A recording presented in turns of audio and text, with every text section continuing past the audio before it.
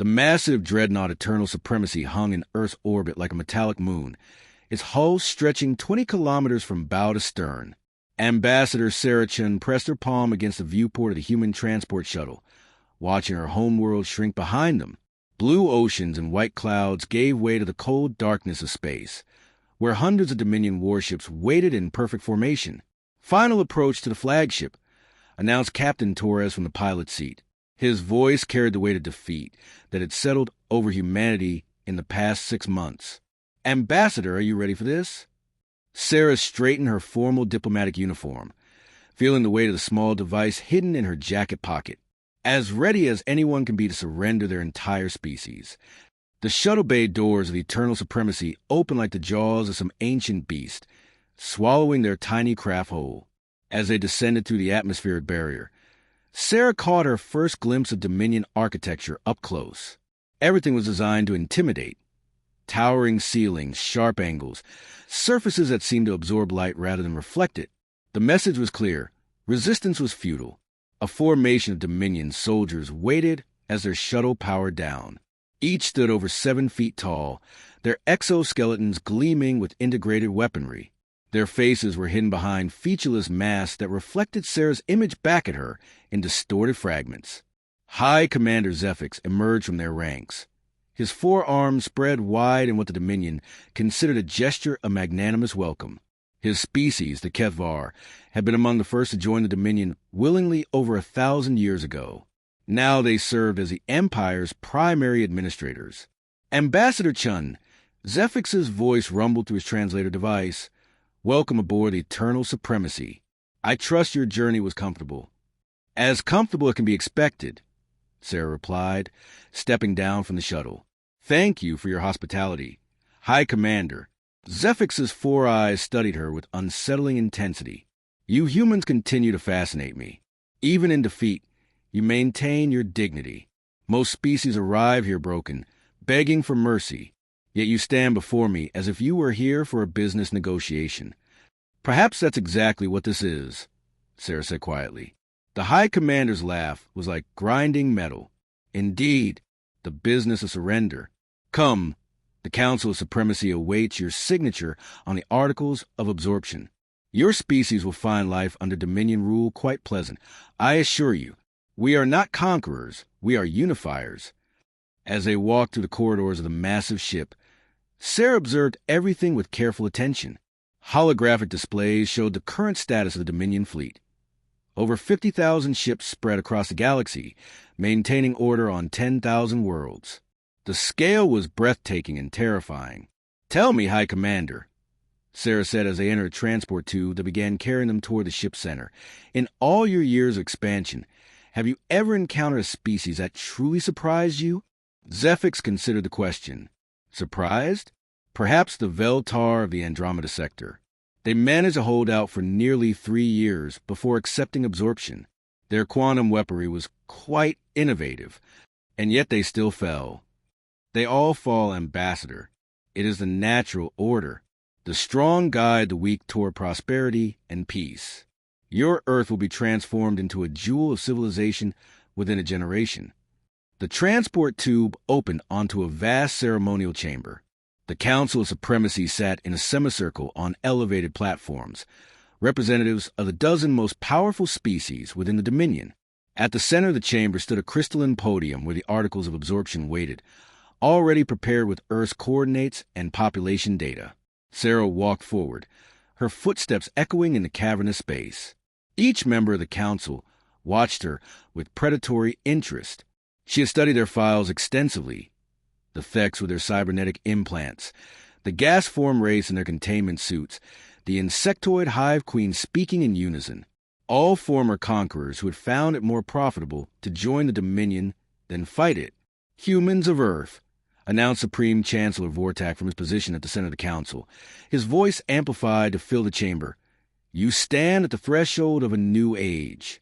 Your species has shown remarkable tenacity in resisting our invitation to join galactic civilization. This resistance ends today." Sarah approached the podium, where the articles glowed with soft internal light. The terms were simple and absolute. Complete surrender of human sovereignty, integration of Earth's resources into the Dominion economy, mandatory service quotas for human military and scientific personnel. Standard terms that have been accepted by countless species before them. "Before I sign these documents," Sarah said, her voice carrying clearly through the chamber despite its vastness, "I would like to ask the Council a question about procedure." Murmurs of surprise rippled through the assembled dignitaries. Chancellor Vortak's expression darkened. "This is not a negotiation. Human, this is a surrender ceremony." "I understand that completely," Sarah replied calmly. "I simply want to ensure we're following proper Dominion protocol. After all, we want to join your empire correctly, don't we?" The Chancellor for Arms gestured impatiently. "Ask your question and be done with it." Sarah smiled for the first time since arriving on the ship. It was not a pleasant expression. "I was wondering," she said, reaching slowly into her jacket pocket. If the Council remembered to follow rule number on the final day of the convention, Sarah found herself standing once again at a ceremonial podium, but this time the atmosphere was entirely different. Instead of the oppressive grandeur of the Eternal Supremacy, the chamber buzzed with excitement and hope. Representatives from across the galaxy had worked together to create something unprecedented, a truly collaborative interstellar government. 6 months ago, Sarah began, her voice carrying clearly through the chamber's acoustic systems, I stood in another ceremonial hall and invoked an obscure legal clause to save my species from absorption into an empire. Today, we gather to sign documents that will reshape the entire galaxy. She gestured to the holographic displays showing the new Galactic Charter. Not articles of surrender, but articles of cooperation. The document before us represents more than governmental reform. It represents a fundamental shift in how intelligent species relate to each other across the stars. Chancellor Vortak stepped forward, his forearms spread in what had once been a gesture of dominance but now conveyed welcome. The former Dominion controlled through fear and overwhelming force. The reformed Galactic Council will lead through example and mutual benefit. As species after species approached to add their signatures to the Charter, Sarah reflected on the strange path that had brought them to this moment. A desperate legal gambit had uncovered a hidden history of cooperation and integration that predated the Dominion by millennia. The Altarians had indeed been playing a longer game than anyone imagined, not just preserving their own culture, but planting seeds for a more enlightened approach to galactic civilization. The Thex representative approached the podium, her cybernetic implants sparkling with data streams. For 2,000 years, my people have served the Dominion's expansion. Today, we choose to serve something greater, the dream of voluntary cooperation between all species. Similar declarations followed from dozens of other representatives. Species that have been bitter enemies under the imperial system found common ground in the new framework. The insectoid hive queens, who had once competed fiercely for Dominion favor, now worked together to establish trade agreements that would benefit their entire sector. When the signing ceremony concluded, Sarah walked back to the observation deck, where this chapter of galactic history had begun. Torres and Vasquez joined her, all three still adjusting to their dual nature as humans carrying Altarian consciousness. "Do you think they would have approved?" Vasquez asked, her question clearly referring to their Altarian predecessors. Sarah considered the question carefully. Through her integrated consciousness, she could sense echoes of Zalandra's satisfaction, not with the specific outcome, but with the process itself. The Altarians had never sought to control the galaxy's future. They had simply planted seeds of possibility and trusted in the wisdom of future generations to nurture them. "I think they would have been proud," Torres said finally, "not because we follow their plan, but because we learned from their example and chose to build something better than what came before." The new Altar station continued to orbit Sol as delegates departed for their home systems, carrying copies of the Galactic Charter and plans for implementing the new governmental framework.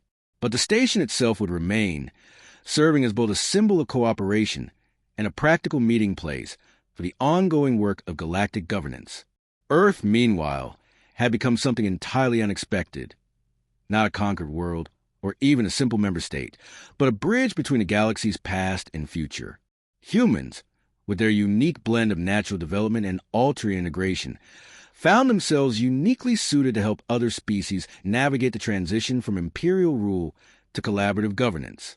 The dormant Altarian consciousness patterns that had awakened in every human had brought unexpected gifts.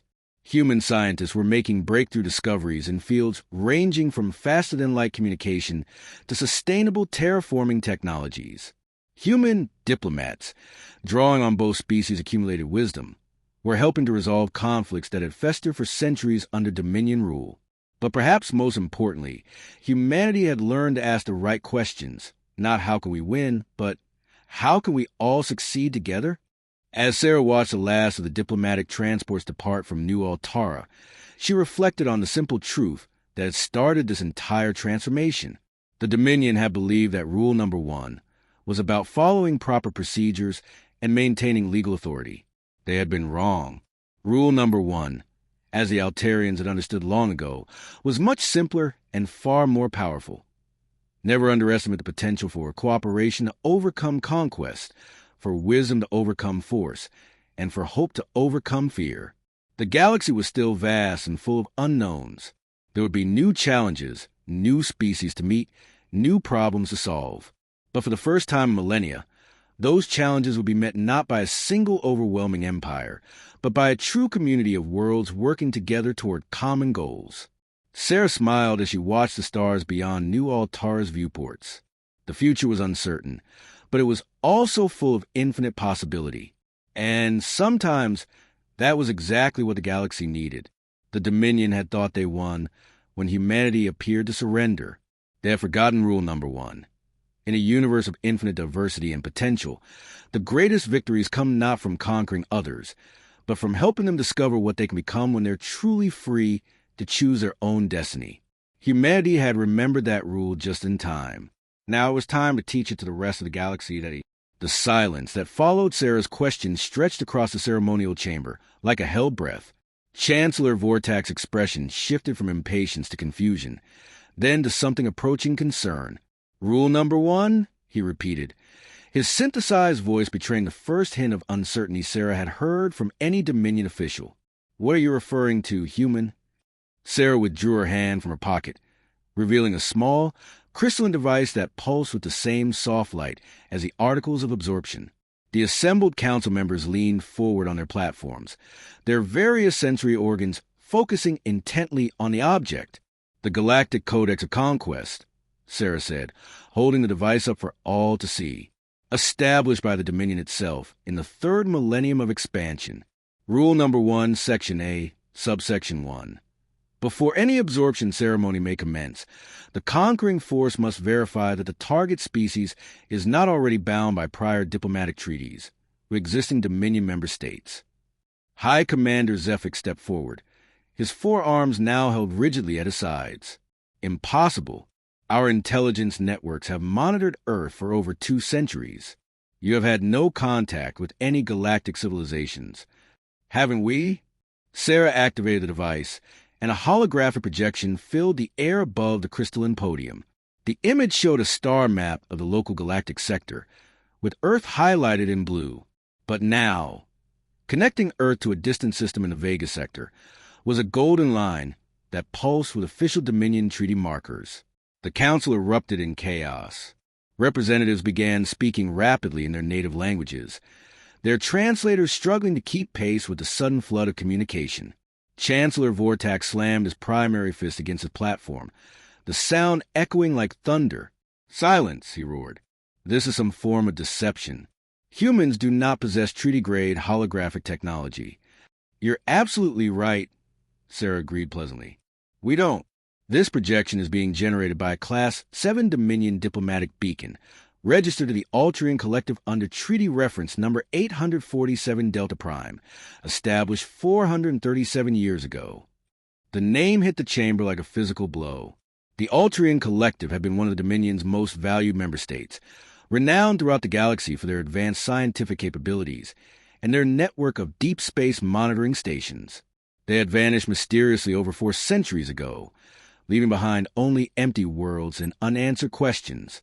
Supreme Chancellor Vortak rose from his seat, his full height imposing even at this distance. "The Altarians are extinct. Their worlds are barren. We have surveyed them extensively." "Their worlds, yes," Sarah nodded, "but not their people. The Altarians were master geneticists, Chancellor. When they realized their home system was becoming unstable, they didn't evacuate to other planets. They integrated themselves into the biosphere of a world they had been studying for centuries, a world with remarkable biodiversity and evolutionary potential. She gestured to the holographic display, which now showed detailed genetic markers scrolling past in streams of data. A world called Earth. The implications hit the Council like a shockwave. Species began talking over each other, their voices rising in pitch and intensity. The Thex representative cybernetic implants sparked with overloaded processing power. The Hive Queens buzzed in agitated harmony. "You're claiming," Chancellor Vortax said slowly, "that humans are descended from Altarians?" "Not descended from," Sarah corrected. "Integrated with. The Altarians didn't just hide on Earth. They became part of Earth. Their genetic patterns are woven into every human on the planet. We are their legacy, their continuation, and according to Dominion law, their legal heirs." High Commander Zephyx stepped closer to the podium, his scanner arrays already working to analyze the data streaming from Sarah's device. Even if this were true, and I'm not conceding that it is, genetic inheritance does not automatically grant treaty status. Doesn't it? Sarah smiled again, and this time there was nothing pleasant about it at all. Perhaps the High Commander should review Dominion Legal Code, Section 847, the Altarian Precedent Clause, a law written specifically to honor the Altarian Collective's unique approach to survival and expansion. The chamber fell silent again as the full weight of her words sank in. The Altarian Precedent Clause was one of the most obscure pieces of Dominion law, created to handle the theoretical situation where an Altarian population might be discovered living in genetic symbiosis with another species. At the time, it seemed like mere legal courtesy, a way to honor a respected member state's unusual biology. Now, that forgotten clause represented the foundation of humanity's legal defense. The genetic integration process took centuries to complete, Sarah continued, her voice carrying clearly through the stunned silence. The Altarians were patient. They allowed human civilization to develop naturally, while their genetic modifications slowly spread through our population. By the time your scouts reached Earth, every human carried Altarian genetic markers. We didn't just evolve on Earth. We were engineered by one of your most valued allies. Chancellor Vortax's voice was barely above a whisper. "Show us the proof." Sarah nodded to Captain Torres, who had remained silent throughout the proceedings. He stepped forward and placed his palm on a scanning platform that emerged from the podium. Immediately, the holographic display filled with detailed genetic analysis. Chromosome by chromosome, the scanner revealed the intricate patterns of Altarian genetic engineering woven throughout human DNA. Captain Torres is a baseline human, Sarah explained as the data scrolled past. No genetic modifications, no special enhancements. Yet his DNA contains over 40,000 distinct Altarian genetic markers, all dormant but intact. These markers exist in every human being on Earth.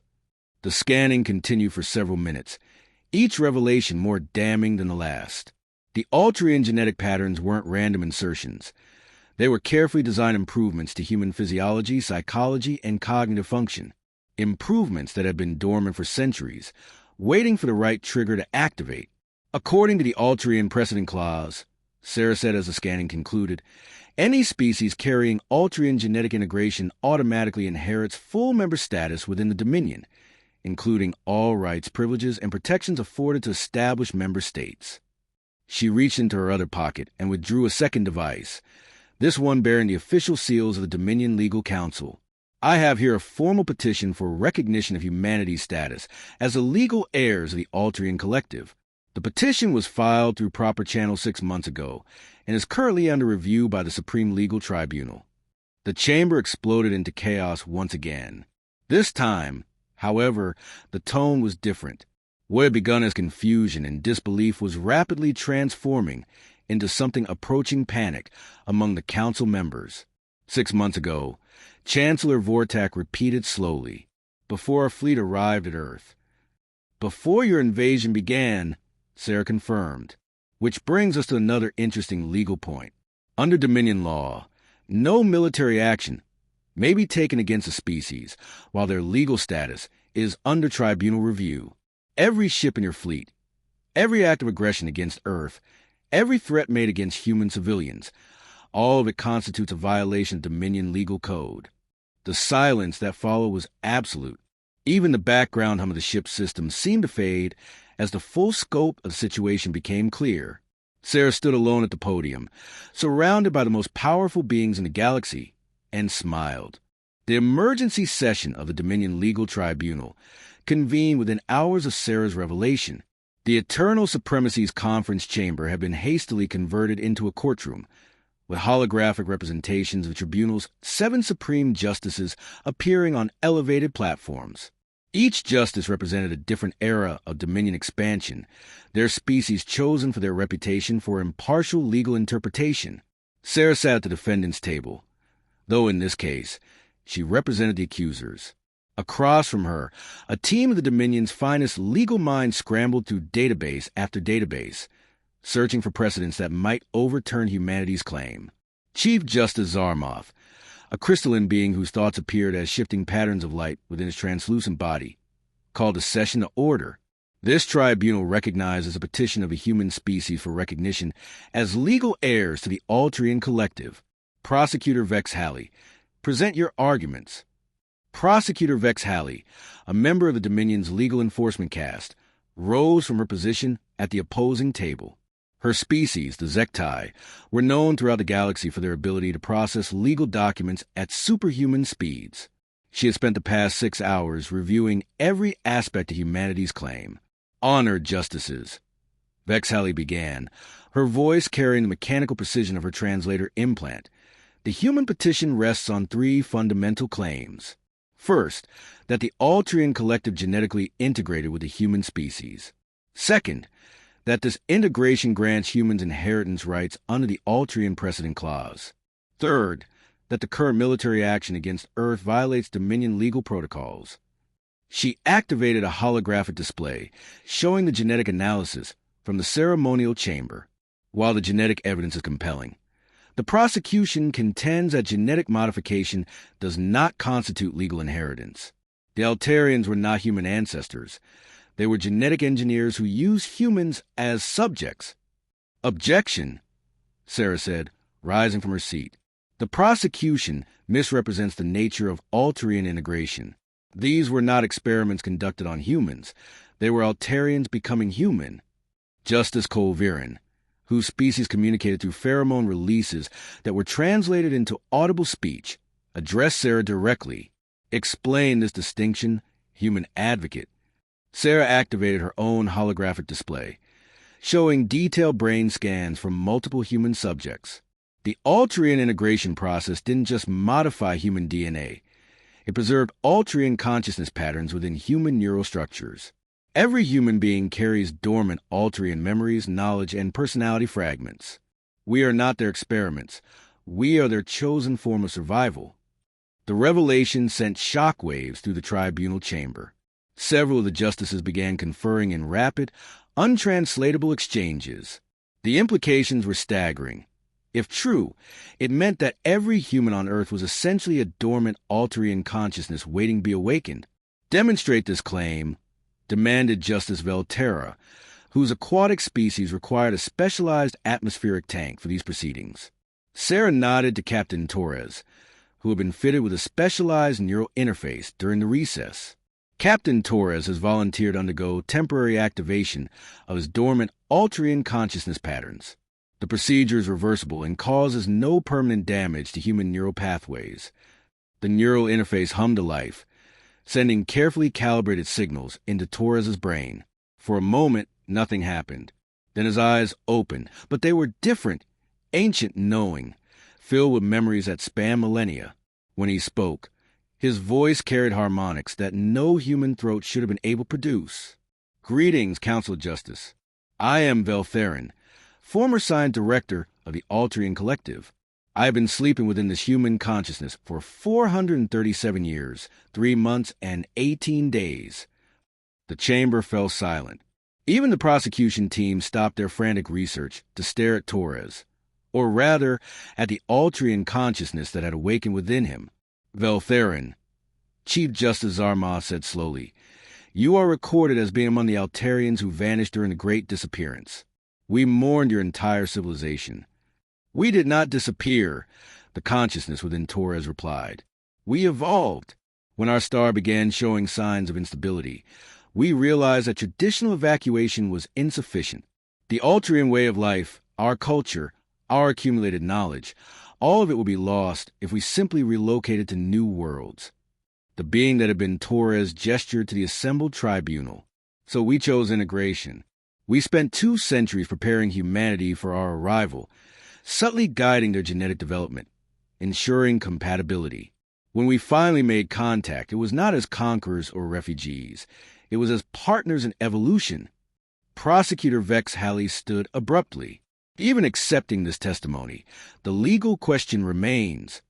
"The legal question," interrupted Veltherin, "was settled 400 years ago when the Dominion Council unanimously approved the Altarian Precedent Clause. Your own ancestors wrote the law that recognizes our right to survival through integration. We followed every protocol, filed every required document, received every necessary approval."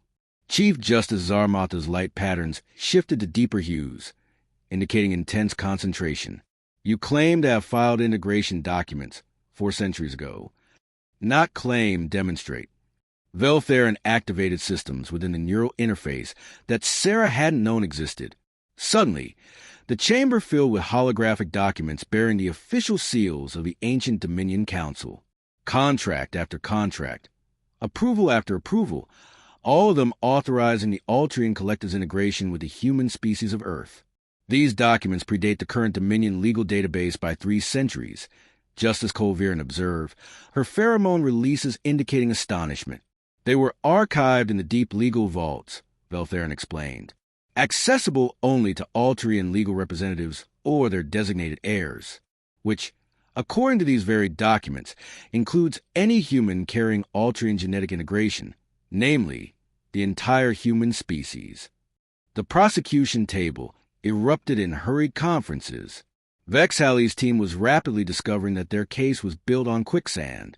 Every legal precedent they tried to cite had been anticipated and addressed in the ancient Altarian documents.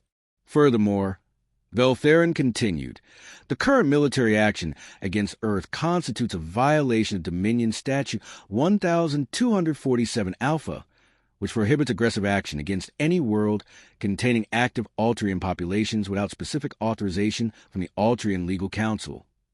"The Altarian Legal Council no longer exists," Prosecutor Vex Halley protested. "Doesn't it?" Veltherin smiled with Torres's face, but the expression carried centuries of accumulated cunning. "According to the integration documents, any group of 3 or more Altarian consciousness carriers may convene as an emergency legal council with full authority to represent Altarian interests." Sarah and Captain Torres were joined by Dr. Elena Vasquez, the mission xenobiologist, who had also undergone neural interface activation. As her dormant Altarian consciousness emerged, she spoke in the same ancient harmonics. "I am Keth Mara, former legal advocate of the Altarian Collective. I hereby convene this emergency session of the Altarian Legal Council." The Torres consciousness nodded formally. Veltherin, science director, acknowledged.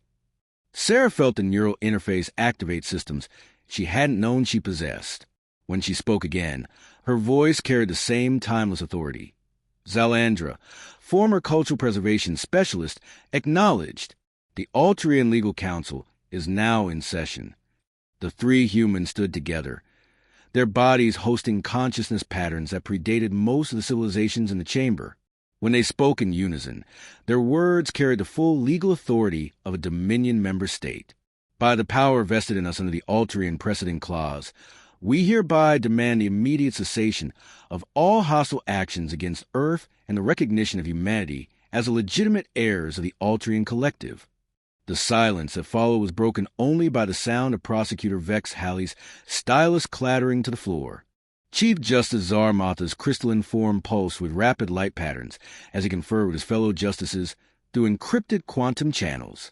The emergency tribunal had been in recess for 3 hours, while the legal implications of the Altarian consciousness demonstration rippled to the highest levels of Dominion government.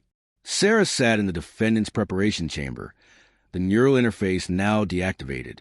The memories of her Altarian consciousness, Zalandra, remained vivid but felt like waking from an incredibly detailed dream.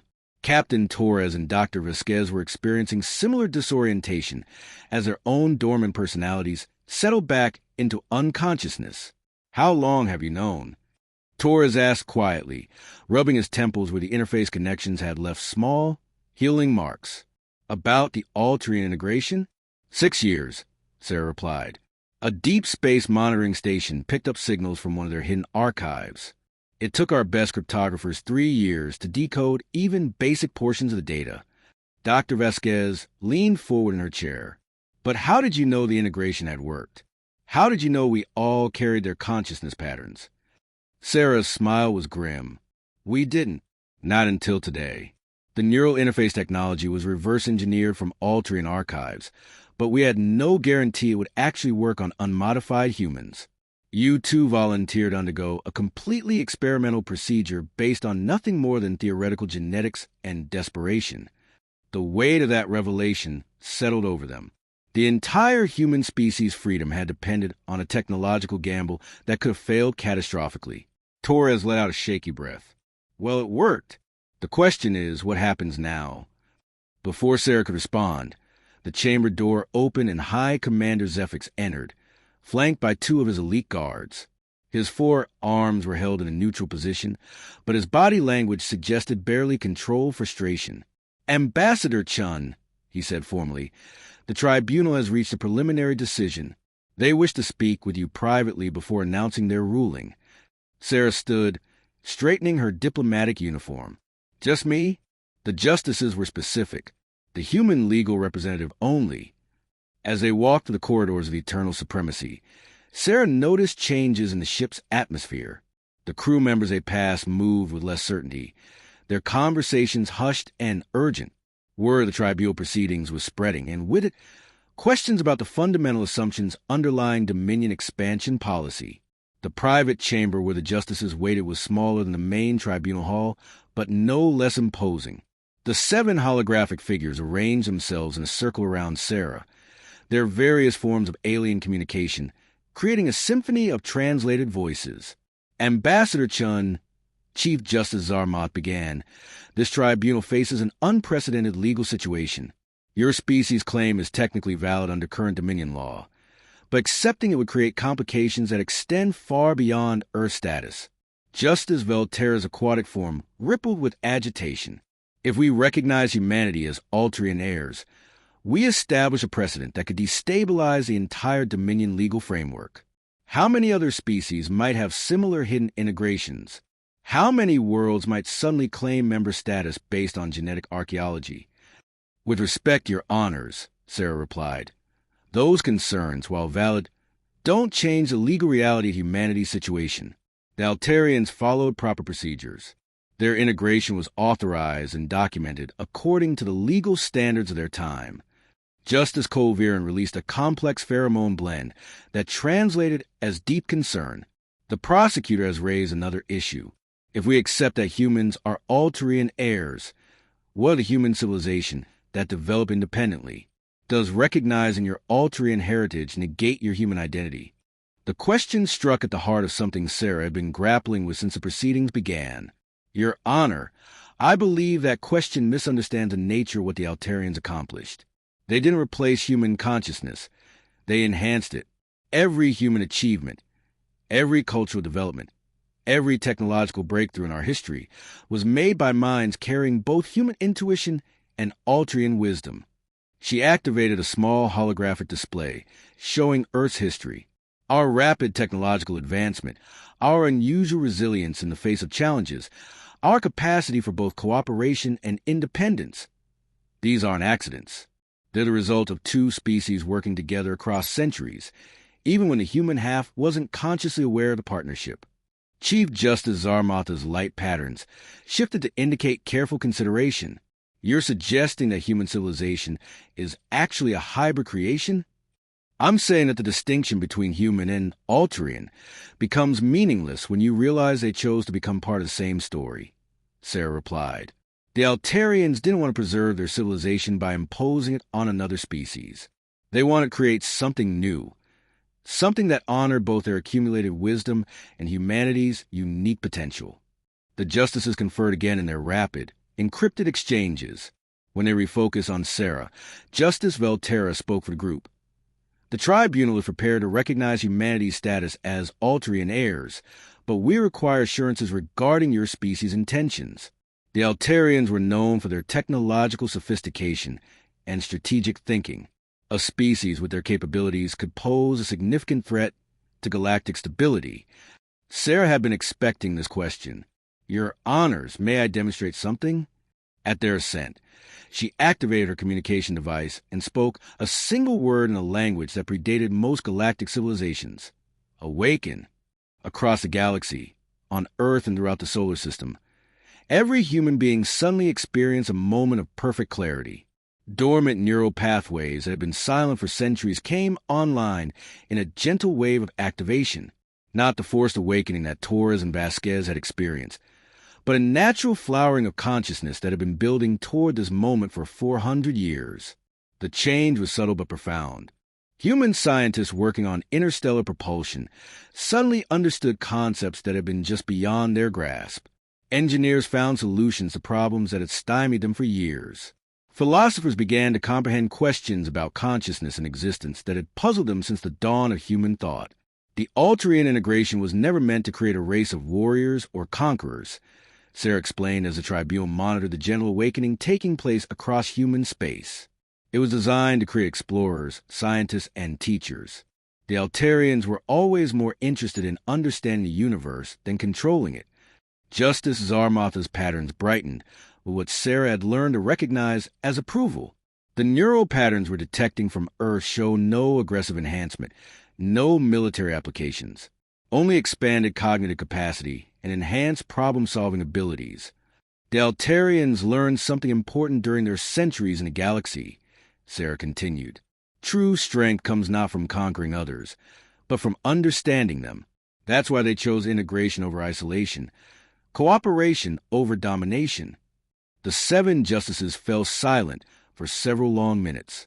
When they finally spoke, it was Chief Justice Zarmoth who delivered their decision. This tribunal recognizes the human species as the legitimate heirs of the Altarian collective, with all rights and privileges pertaining thereto. Furthermore, this tribunal finds that the current military action against Earth constitutes a violation of Dominion legal statutes.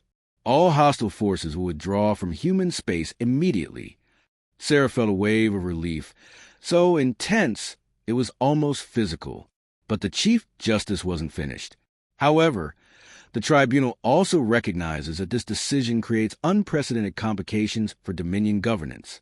Therefore, we are recommending that the matter be elevated to the Supreme Council for consideration of broader policy reforms. As Sarah was escorted back to the main chamber for the public announcement of the ruling, she realized that humanity's victory was only the beginning. They had won their freedom, but in doing so, they had exposed fundamental flaws in the system that governed the galaxy. The real work was just starting.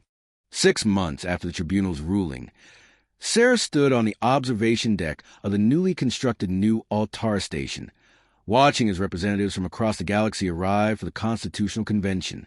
The massive space station orbited at the edge of the Sol system, a joint construction project between human engineers and Dominion technicians that had been completed in record time. The station itself was a marvel of hybrid architecture. Human creativity merged with Altarian precision and Dominion industrial capacity. Its modular design could expand to accommodate representatives from species with radically different environmental requirements, while its central chambers provided neutral meeting spaces where no single species held territorial advantage. Quite a sight, isn't it? Captain Torres joined her at the viewport, now wearing the insignia of humanity's first ambassador to the reformed Galactic Council. His Altarian consciousness integration had stabilized over months, creating a balanced personality that drew from both human intuition and Altarian wisdom. I never imagined it would grow this large, Sarah admitted, watching as another transport ship docked with the station. "When we first challenged the Dominion's legal framework, I thought we were just trying to save Earth." Torres nodded, his expression thoughtful. "Instead, we accidentally started a revolution, though I suspect our Altarian predecessors might have anticipated this outcome. The revolution had been remarkably peaceful, considering its scope. The Tribunal's recognition of humanity's status had opened floodgates throughout the galaxy. Species after species began examining their own histories, searching for evidence of similar genetic integrations, hidden treaties, or overlooked legal precedents that might change their status within the Dominion. More importantly, the revelation that an entire member species could remain hidden for centuries had shattered the Dominion's confidence in their surveillance and intelligence networks. If the Altarians could integrate so completely with humanity that even the Dominion's advanced sensors missed it, what other surprises might be lurking in the galaxy's unexplored corners? Dr. Vasquez's voice came through the station's communication system. "Sarah, Torres, the opening ceremony is about to begin.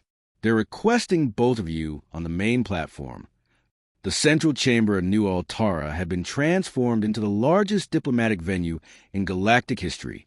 Representatives from over 300 species filled the curved amphitheater, their varied forms creating a stunning display of evolutionary diversity. At the center of the chamber stood a simple podium, not the intimidating crystal structure from the Eternal Supremacy, but a modest platform that could be adjusted for speakers of any size or atmospheric requirement. Former Supreme Chancellor Vortak, who had surprisingly emerged as one of the Reform movement's strongest advocates, called convention to order. His species' natural authority had made him an ideal choice to guide the transition from imperial rule to representative governance. "Fellow beings," Vortak's amplified voice filled the chamber, "we gather today not as conquerors and conquered, but as equals seeking to build a better future for all species in our galaxy. The events of the past months have shown us that our old assumptions about power and governance were fundamentally flawed." Sarah took a position at the speaker's table, representing both humanity and the Altarian legacy they carried. Around her sat representatives from every major power block in the galaxy, including several species that had been in open rebellion against Dominion rule before the reforms began. "The question before us," Vortak continued, "is not whether change is necessary. Recent events have made that inevitable.